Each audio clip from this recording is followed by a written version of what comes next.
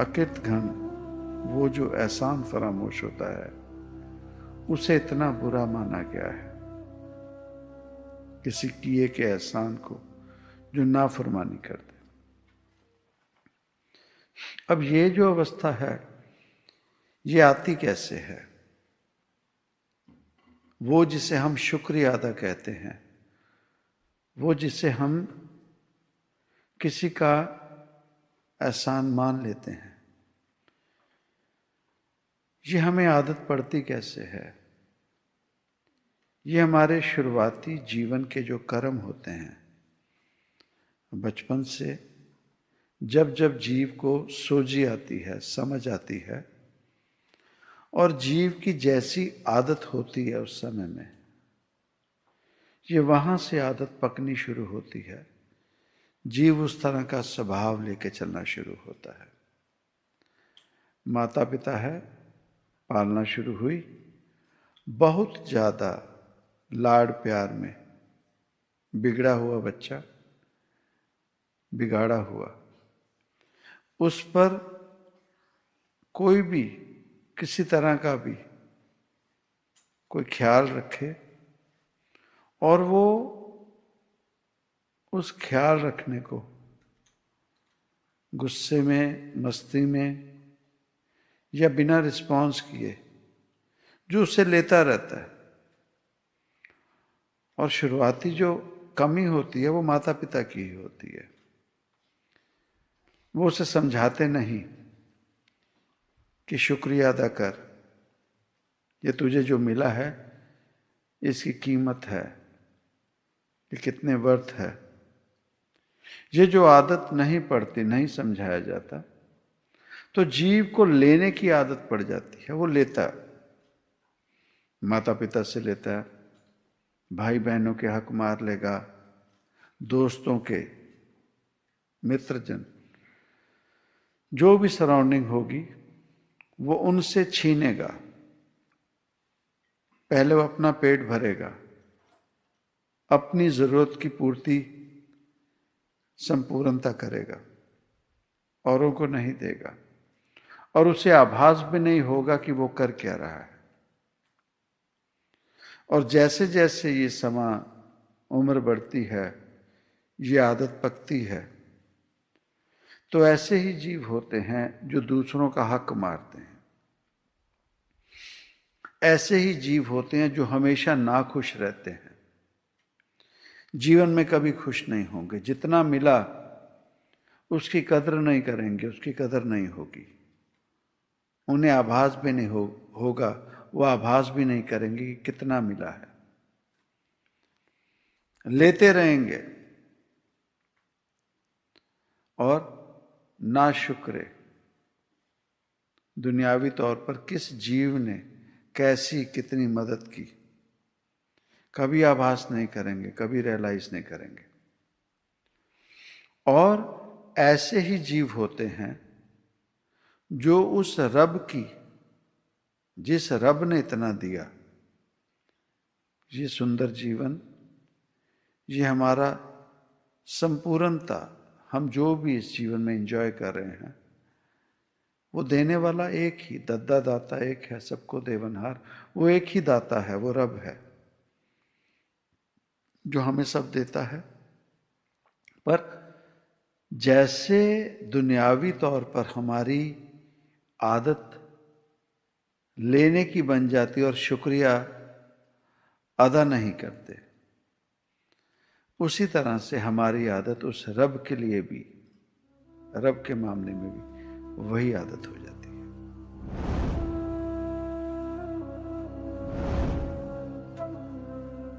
ऐसे जीव, ऐसे जीवों के बाबत कहा गया कि एक समय नारद मुनि संसार घूमने में, वो एक ऐसे जीव हैं जो ब्रह्मांड में कहीं भी घूम लेते हैं।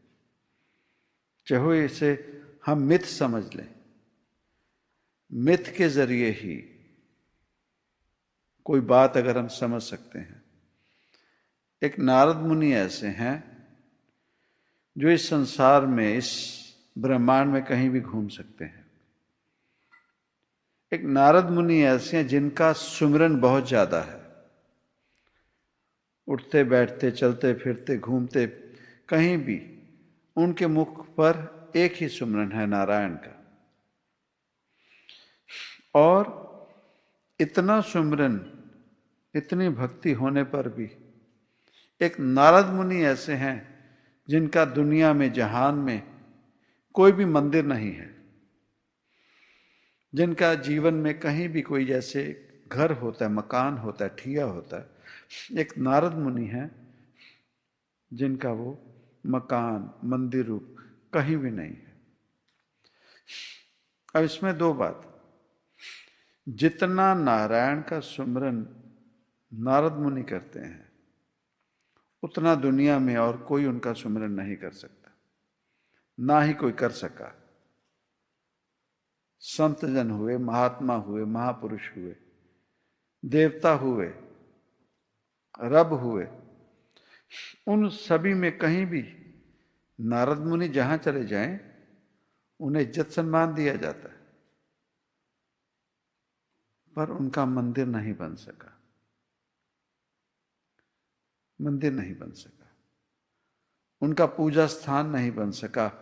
हमें दुनिया में कभी भी कहीं भी कोई नारद मुनि की पूजा करते हुए कोई नहीं मिलेगा। इतना नाम सुमिरन, उसके बावजूद क्यों कि जितना सुमिरन, जितनी भक्ति, जितनी जानकारी, जितनी बुद्धि, जितना ज्ञान उनके पास है औरों के पास शायद नहीं हो, पर उनकी एक आदत, लगाना बुझाना, यहां की बात वहां करनी, वहां की बात वहां करनी, और जैसे कहा गया गुरबाणी में, घर सुख वस्या बाहर सुख पाया। उनके भीतर इतना सुमिरन होने पर भी, इतना सुमिरन होने पर भी उनके भीतर सुकून नहीं, चैन नहीं, सुख नहीं। और वो ना होने पर वो जहां भी गए, जहां कहीं भी गए, उनके जीवन में ना भीतर सुख रहा और ना ही जहां कहीं भी गए वहां सुख नहीं दे सके।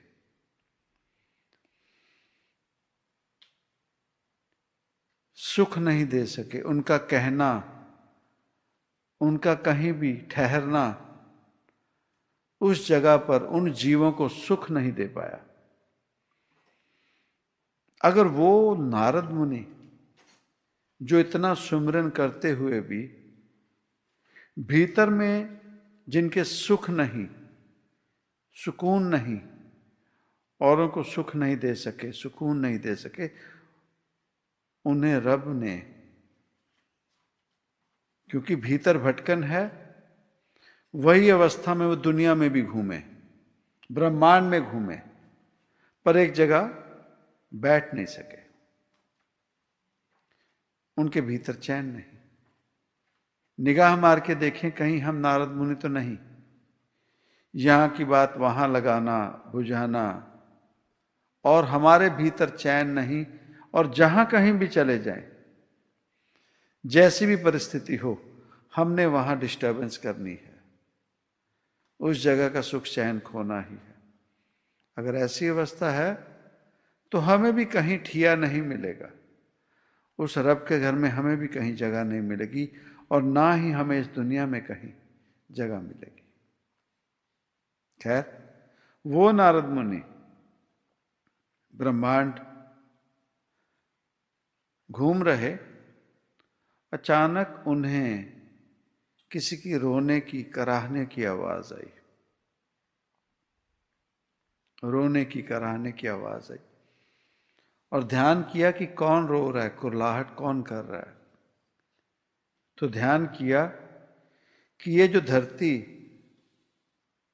जिस पे हम लोग रह रहे हैं, ये धरती मां करा रही है, रो रही है, उस रब को पुकार रही है।